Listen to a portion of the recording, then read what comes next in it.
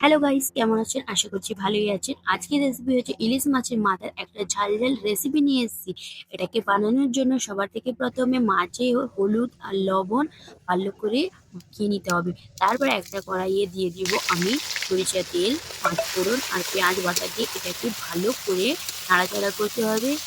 যতক্ষণ না পেঁয়াজটা একটু লাল লাল করে ভাজা হচ্ছে। এবং আমার পেঁয়াজ লাল লাল করে ভাজা হয়ে গেছে। তারপর আমি দিয়ে দিব টমেটো, দিয়ে এটাকে ভালো করে কষাতে হবে। দেখুন, ভালো করে এটাকে কষাতে হবে। আমি ভালো করে এটাকে কষিয়ে নিব।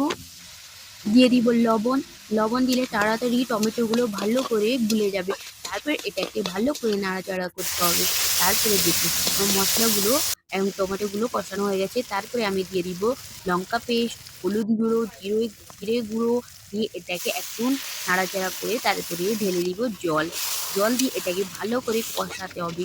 তারপরে দেখুন আমার মশলা থেকে তেলগুলো ছেড়ে দিচ্ছে। তারপর দিয়ে দিব এক এক করে আমি মাছের পিসগুলো দিয়ে দিব। তারপরে দেখুন এক এক করে মাছের পিসগুলো দেওয়া হয়ে গেছে। তারপরে আমি দিয়ে দিব জল। জল দিয়ে আমি এটাকে পরিমাপ মতো জল দিয়ে দিতে হবে। তারপরে ঢাকনাকে আমি ঢেকে দিয়েছি। তারপর আমার ঝোল ফুটে এসছে। তারপরে আমি উল্টে পাল্টে একটু উল্টে পাল্টে দিব।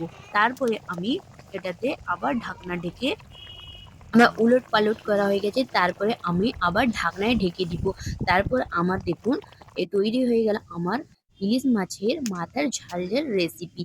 আর রেসিপি দেখে যদি আপনাদেরকে ভালো লেগেছে, প্লিজ লাইক শেয়ার সাবস্ক্রাইব করে দিবেন। আর ভালো থাকবেন, সুস্থ থাকবেন। আল্লাহ হাফিজ।